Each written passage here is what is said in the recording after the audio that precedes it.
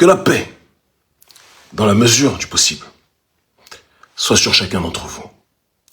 Je dis dans la mesure du possible car il est évidemment difficile de parler de paix quand la majeure partie du peuple, la majeure partie des nôtres, n'a pas accès au principe vital, au principe fondamental de l'accès à la justice.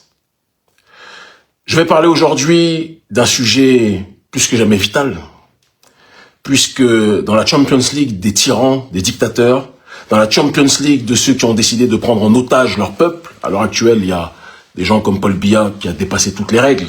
J'ai une grosse pensée pour notre peuple du côté du Cameroun. Il y a des gens comme Faure Gnassingbé qui modifient les règles. J'ai une grosse pensée pour notre peuple du côté du Togo, d'accord? Mais il y en a un qui est dans une direction avec une fourberie qui dépasse l'entendement et qui vise à essayer de dépasser les gens que je viens de citer.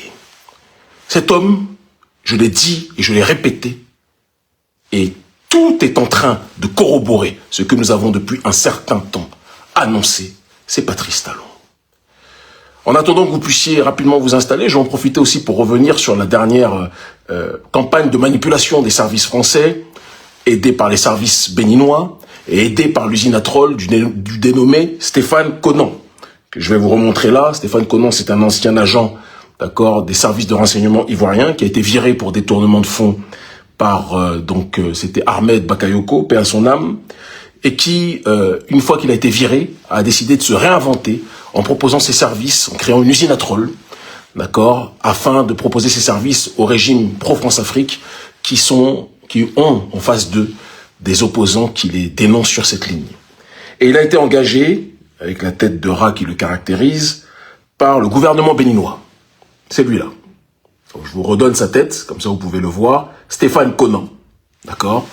Je vais parler de lui à quelques reprises. Et donc, il a été engagé par le gouvernement béninois qui sait qu'il est extrêmement impopulaire au sein de la majorité de la population béninoise. Et c'est parce que d'ailleurs il sait qu'il est impopulaire qu'il a été obligé d'interdire l'opposition, toute l'opposition de son ensemble, c'est-à-dire les candidats libres anti-système comme nous, et même l'opposition qui se prétend légale, mais à qui on a arraché sa légalité dans le cadre des élections présidentielles, en l'occurrence le parti Les Démocrates, à l'intérieur duquel je salue bon nombre de frères et de sœurs qui sont dans le bureau national et avec lesquels nous parlons énormément ces derniers temps, entre autres, parce que Talon aura aussi réussi ça dans sa persécution de l'opposition. Il a fait en sorte que des camps qui, à certains moments, ne se parlaient pas, aujourd'hui, c'est devenu la salade panafricaine, on est tous mélangés, on se parle tous. Et les stratégies avancent de manière spectaculaire, et j'en suis très ému. Et donc, ils ont engagé cet individu, Stéphane Conan, vous voyez là, pour créer donc des fake news et pour essayer créer des fausses citations et tout ce qui s'ensuit. Vous avez sans doute vu ces derniers temps qu'il y avait une prolifération de citations déclarant que Kémy Séba aurait dit qu'il abandonne le combat panafricaniste pour se consacrer au Bénin. Une débilité son nom, bien évidemment qu'on se consacre au Bénin. Bien évidemment que j'ai dit que le Bénin est l'ultime phase de notre combat. Mais le Bénin, la libération du Bénin est l'ultime phase du combat panafricaniste en ce qui nous concerne. C'est-à-dire que j'ai mené le combat panafricaniste aux 4 coins du monde. Nous avons imposé comme quasiment personne ne l'a fait, je dis bien quasiment, il y a peut-être quelques personnes qui peuvent s'en revendiquer, la revitalisation du courant panafricanisme au XXIe siècle. Nous avons réussi à en faire un courant idéologique de masse et non pas un courant qui était incarcéré dans le giron de quelques sachants qui se parlaient entre eux dans le cercle des poètes disparus. Nous avons réussi avec les nôtres à en faire une idéologie comestible intellectuellement pour les masses noires du continent et de la diaspora. Et c'est notre fierté. Mais l'ultime étape de ce combat, aujourd'hui, c'est de faire en sorte de pouvoir libérer dans mon pays, le Bénin, pour que le Bénin puisse être une vitrine de ce combat panafricaniste que nous menons, que je mène depuis 26 ans. Les services français, l'usine à troll de Stéphane Conan et évidemment les services béninois qui travaillent tous de concert ont déformé mes propos pour faire croire que Kémy Séba déclarait qu'il quittait le panafricanisme et qu'il désormais se tournait uniquement vers le Bénin, qu'il ne calculerait plus le reste du monde, etc.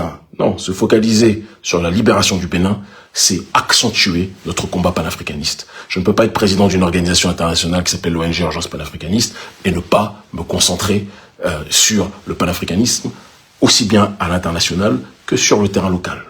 Et donc, c'est la décision qui a été la nôtre. Et donc, les services français avec leur fausse page, là, vous voyez cette page-là, qui se nomme Wadjo Radio TG. Ça, c'est des fausses pages qui sont sponsorisées par les services français, d'accord, et qui font passer ces fausses informations. Miroir de l'Abder qui cite aussi ça. Ça permet de reconnaître tous ceux qui travaillent actuellement dans une campagne de tentative de calomnie et de déstabilisation du courant panafricaniste. D'accord, c'est très important que vous puissiez voir cela. Et ils sont un certain nombre à agir de cette façon. C'est très important qu'on puisse le comprendre parce que si on ne le comprend pas, on ne pourra pas agir avec intelligence et intégrer les choses avec intelligence pour que la population dans son entièreté puisse intégrer les manipulations qui sont effectuées.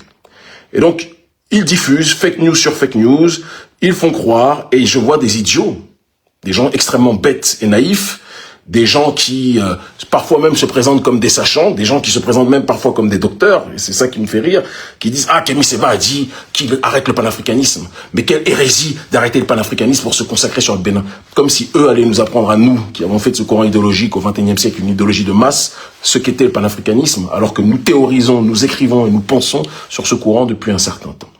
Donc je dis et je répète à tout un chacun, à tous nos frères, à toutes nos sœurs, les seules informations valables et viables, la majorité d'entre vous, vous n'êtes pas tombés dans le piège, c'est ce que vous pourrez trouver sur ma page Facebook. Si vous ne voyez pas sur ma page Facebook une information ou une déclaration, sachez que c'est une fake news des services français pour essayer d'égarer et de démobiliser nos sympathisants. Visiblement, ça ne marche pas. On a encore gagné plus de 200 000 followers sur la page Facebook ces derniers temps. D'accord ? C'est quand même l'illustration que nous sommes dans une direction qui est dans le cadre de l'élévation et de la consolidation de notre processus d'autodétermination. Je ferme la parenthèse, je passe une salutation à tous nos frères, que ce soit à Madagascar, que ce soit au Cameroun, d'accord, que ce soit au Togo, que ce soit partout où les nôtres aujourd'hui se lèvent en Tanzanie. Il y a des tyrans partout en Afrique, mais là on a une femme tyran qui est en train de persécuter le peuple. Je passe une salutation à ces derniers, une grosse pensée pour notre peuple qui est plus que jamais déstabilisé et génocidé au Soudan par des intérêts et pour des intérêts étrangers. Nous ne l'oublions pas, au Congo évidemment, par rapport au processus de balkanisation de cette grande nation, de cette grande contrée qui est le cœur du continent africain. Nous sommes solidaires de tout un chacun et vous et moi, nous le savons bien. Je conclus mon propos en allant maintenant dans le vif du sujet pour parler de la dernière trouvaille du président Patrice Talon.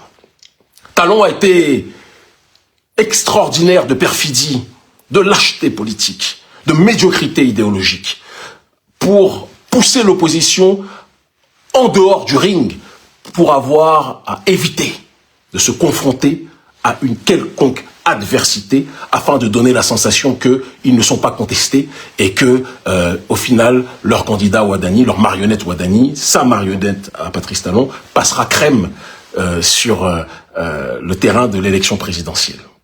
C'est de ça dont il s'agit, c'est de cette réalité dont il s'agit, et c'est très important que les gens comprennent quel est le mécanisme par lequel ces gens-là passent pour pouvoir essayer de présenter un visage de régime moderniste, démocrate, etc. Non, non, non. Patrice Talon a corrompu un des 28 députés qui s'est comporté d'une manière pathétique, qui a rendu beaucoup de Béninois dépités, c'est le cas de le dire. D'accord ? Il a corrompu Michel Sodjinou pour que ce dernier retire son parrainage et que le parti des démocrates ne puisse pas aller à l'élection présidentielle. Aujourd'hui, tout le monde tire sur les démocrates en disant que on vous l'avait dit, et c'est une réalité que nous l'avions tous dit aux démocrates, que aller à un jeu qui est géré par un tricheur, c'est accepter de, politiquement parlant, se faire sodomiser. Je pense que le dire, ce n'est pas manquer de respect aux démocrates. Mais je ne fais pas partie de ceux qui sont dans une démarche à l'heure actuelle de leur tirer dessus. Nous sommes en train d'interagir avec certains d'entre eux à l'intérieur du bureau national, et en dehors d'eux, en train de parler avec la plupart des factions et des courants de l'opposition. Ce qui nous intéresse aujourd'hui, ce n'est pas de nous tirer dessus, mais de trouver des solutions pour que le régime que nous connaissons puisse s'effondrer dans les temps à venir. Et c'est quelque chose, je vous le dis avec simplicité, qui va se passer. Ça va se passer pourquoi ? Parce que Talon, dans l'hubris qui le caractérise et dans la folie qui le caractérise, finit par croire qu'il est le propriétaire de notre pays. Il finit par croire qu'il est le roi du pays. Il finit par croire qu'il est dans une démarche de nous avoir, nous, comme des sujets. C'est de ça dont il s'agit. Il pense qu'il est le roi du Bénin, que nous sommes ses esclaves et que nous sommes tous destinés à lui obéir. Et ceux qui n'osent pas lui obéir sont poussés en prison ou à l'exil. Alors nous, on ne s'enfuit pas comme lui l'a fait, parce qu'il faut quand même rappeler que Patrice Talon s'est enfui par la malle arrière, et il est passé par le Nigeria, après il s'est enfui en France, et pendant 3 ans, il était au Fouquet's, pendant 3 ans, il était en France en exil, d'accord, en train d'essayer de financer le mouvement Mercredi Rouge pour déstabiliser le régime Yahi Boni. Donc il a donné des idées quelque part à l'opposition, en disant que la meilleure façon de lutter contre un cancer, c'est que les stratèges puissent être hors de portée pour pouvoir le plus possible lui donner des coups. On retiendra le conseil, Patrice, sauf que nous, on ne traversera pas la Méditerranée pour te combattre. Nous sommes sur le continent africain et nous nous organisons pour faire en sorte que tu puisses t'effondrer. Je te le dis très clairement. Patrice Talon a trouvé une nouvelle idée nauséabonde, après son processus de déstabilisation et de corruption, de cooptation de certains membres au sein du Parti des démocrates, après son processus d'exclusion des diverses forces d'opposition. Il est maintenant dans une démarche de vouloir créer, via ses députés corrompus, un Sénat. Un Sénat. C'est pas un Sénat à la parisienne, c'est pas un Sénat à la française, c'est pas un Sénat à l'occidental. On pourra en discuter de l'utilité ou pas de cette nouvelle institution. Mais c'est une institution où il pourra siéger à vie, jusqu'à 90 ans. Entendez bien. Siéger à vie, et il pourra avoir un pouvoir supérieur au pouvoir législatif. Il pourra avoir un droit de regard sur les lois, les refuser s'il pense qu'elles ne sont pas en adéquation avec ce qu'il estime être bon. En tant que président, il pourra nommer, le président actuel, il pourra nommer un 5e, d'accord, du corps qui constituera justement le Sénat. Le président de l'Assemblée nationale, qui est son caniche, pourra lui aussi présenter un 5e des membres qui constitueront les membres justement de ce Sénat, d'accord. Il y aura les anciens présidents, le président Soglo est très vieux et paix sur lui et affection pour lui, il sera tôt ou tard, dans quelques années, en transition. Il en est très conscient, Patrice Talon, il sait très bien ce qu'il fait. Yahi Boni sera isolé, s'il est vraiment dans une démarche d'être opposé, et je pense qu'il l'est à l'heure actuelle, en tout cas, vis-à-vis du régime Talon, il sera isolé. Et tout le reste des gens qui seront à l'intérieur du Sénat, ça sera des gens de Patrice Talon. Ces gens auront un pouvoir supérieur au pouvoir, aujourd'hui, des institutions. Ils pourront imposer un certain nombre de directives au président. Le Sénat d'aujourd'hui, que le président Patrice Talon, via ses caniches députés prostitués intellectuellement, est en train de mettre en place, c'est quelque part, mais dans une version néolibérale, ce que le conseil des ayatollahs en Iran est en Iran. C'est-à-dire que c'est un conseil qui a une autorité supérieure au gouvernement. Sauf que les ayatollahs, toute critique qu'on puisse leur apporter, et il y en a, objectivement, qu'on peut donner, au moins les ayatollahs sont dans une dimension anti-impérialiste. C'est pas le cas du camp et du clan Patrice Talon. Ça sera un conseil ultra-néolibéral, d'accord, pro-France-Afrique, promoteur de l'injustice sociale, discriminateur par essence vis-à-vis du prolétariat. Ça sera la démarche dans laquelle le président Patrice Talon est. Évidemment, il sera le président de ce Sénat-là, d'accord, et c'est lui qui fera la pluie et le beau temps à l'intérieur du Bénin. Et donc c'est une nouvelle stratégie, plus perfide encore même que le Sénat, que les diverses institutions maquillées. Par exemple, il y a le Conseil au Togo de Faure Gnassingbé, qui est une façon aussi de diriger à vie le Togo, et nous devons être capables de dire ce qui ne va pas et de le dénoncer. Très clairement, et je fais partie de ceux qui disent les choses comme ils les pensent. Ça, il faut qu'on soit clair. Il y a de l'autre côté Alassane Dramane Ouattara qui fait son 4e mandat, lui il s'en cache même pas. Vous avez de l'autre côté Paul Biya qui fait son 8e mandat, lui il ne s'en cache même pas. Talon essaye toujours de truquer les institutions, d'exclure l'opposition, de jouer avec les règles, mais sa seule obsession, c'est la captation des institutions pour pouvoir continuer à piller le pays éternellement. Mais cette erreur qu'il fait, c'est une erreur qui poussera plus que jamais la population béninoise, comme c'est le cas actuellement, à s'organiser. Il y a des choses succulentes qui sont en train de se préparer, qui sont en voie de préparation. Et c'est pour ça que le président Patrice Talon est en train de s'agiter. Ils essaient d'arrêter ça et là des gens pour intimider, parce qu'ils savent que le ver est dans le fruit. Talon pense que même autour de lui, tout le monde est avec lui. Le temps va illustrer que les choses sont beaucoup plus complexes que ce qu'il est en train d'exposer. Nous n'allons pas laisser Patrice Talon faire du Bénin sa propriété. Le Bénin appartient à tous ses enfants, quelles que soient leurs opinions divergentes. Le Bénin appartient à tous ses enfants, du nord au sud, de l'est à l'ouest, du riche au pauvre, du musulman au chrétien, au vaudouisant, nous tous, ou de l'agnostique, nous tous, le Bénin est à nous. Ce n'est pas la propriété du clan Patrice Talon qui construit des terrains de golf pendant que la population n'arrive pas à se nourrir décemment, quotidiennement, dans son immense majorité. Ce n'est pas la propriété de son petit clan, de ces petits mendiants qui tournent autour de lui et qui ont fait de ce pays, quelque part, leur territoire, leur domaine privé. Non, non, non. C'est la propriété du peuple béninois. Aucun président ne sera éternel, malgré la volonté du président Patrice Talon de construire son Sénat pour pouvoir capter les institutions. Je vous avais dit il y a longtemps que Talon préparait un coup d'État constitutionnel. Nous y voilà. Nous y voilà. Mais nous n'allons pas laisser cela se faire. Nous savions même que s'il ne faisait pas ce coup d'État via cet aspect-là, Ouadani c'est sa marionnette et il continuerait à diriger en coulisses. Mais nous n'allons pas le laisser faire. Moi, je ne fais pas partie de ceux qui disent à la population, risquez votre vie. Non, c'est pas ce qu'on dit. Je dis à la population, il va y avoir un moment, dans quelques temps, où le régime que nous voyons, que vous croyez être puissant, se rendra compte qu'il n'est qu'un Goliath, qu'il n'a pas la puissance qu'il croit avoir. Et quand il va commencer à tanguer, quand il va commencer à être fragilisé, c'est là où nous demanderons à la population de sortir. Et quand elle sortira, ça ne sera plus pour reculer. Ça sera pour accentuer dans la rue et à l'intérieur du régime la fragilisation, la déstabilisation officielle d'un régime qui a décidé de prendre en otage nos institutions. Trop des nôtres sont morts pour cette cause. Nous ne voulons plus que le peuple meure. La seule chose qui va mourir, c'est l'injustice. Mais nous allons demander au peuple de prendre ses responsabilités quand nous-mêmes, nous allons enclencher le processus et que le signal sera tellement clair que les populations sauront naturellement qu'elles seront obligées de sortir. Je n'en dis pas plus. Mais ceux qui sont dotés de raison comprendront de quoi je parle. Talon croit qu'il est entouré. Talon croit qu'il est soutenu. Le temps va illustrer qu'il ne l'est pas tant que ça. Et les gens qui font la pluie et le beau temps. J'ai vu d'ailleurs un Wilfried Léon Umbeji qui a osé, paraît-il, me menacer le week-end dernier, le porte-parole du gouvernement béninois. Il a osé me menacer vendredi dernier, ou la semaine dernière, dans un live TikTok.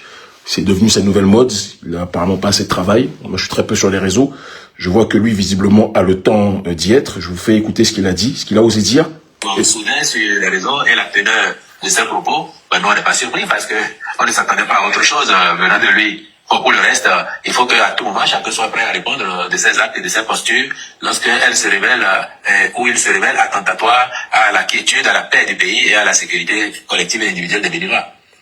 Donc, si j'ai bien compris, parce que je dénonce la prise en otage de l'État par une petite mafia caractérisée par l'édenté Wilfried Léandre Umbeji et ses quelque part initiateurs, ses corrupteurs, ces maîtres marionnettistes que sont Patrice Talon et son entourage, cela signifie que je veux déstabiliser mon pays. Non, c'est pas mon pays que je veux déstabiliser. C'est ceux qui ont pris en otage mon pays que je veux déstabiliser. Tout comme votre idole de Gaulle que moi je vomis quand il s'attaquait au monsieur maréchal Pétain qui avait collaboré avec l'Allemagne nazie. Pétain disait qu'il voulait déstabiliser la France. Non, de Gaulle voulait déstabiliser ceux qui avaient pris en otage son pays. Loin de moi l'idée de me comparer à quelqu'un comme de Gaulle que je méprise au plus profond de mon être. Mais il y a une chose qui est certaine, c'est que sur le processus de refuser la prise en otage de son pays, nous sommes nombreux à agir dans cette voie. Comme quand Roménie, en exil, avait décidé de tout faire pour combattre le régime du Shah d'Iran, c'était cette dynamique-là. Nous y sommes. Je ne vais jamais, et nous sommes nombreux, à ne jamais accepter que le Bénin soit pris en otage par une minorité qui a décidé de faire de ce pays leur propriété. La justice sociale va bientôt se propager. Nous n'allons jamais laisser les choses aller dans cette direction, je vous le dis, de la manière la plus simple possible. Et ceux qui doivent comprendre, comprendront de quoi il s'agit. Le Bénin libre ou la mort, nous vaincrons. L'Afrique libre ou la mort, nous vaincrons. Les temps prochains vont être amusants. Les trolls de Stéphane Conan, nous vous saluons. Votre temps d'existence est très restreint, vous allez vous en rendre compte. On a une équipe fournie et nombreuse qui s'occupe de vous. D'accord? On a compris votre stratégie. Mais malheureusement, vous n'êtes pas plus fort que le peuple. L'Afrique libre ou la mort, nous vaincrons. L'homme noir et la femme noire libre ou la mort, nous vaincrons. La libération arrive de manière imminente. Ils commencent tous à comprendre.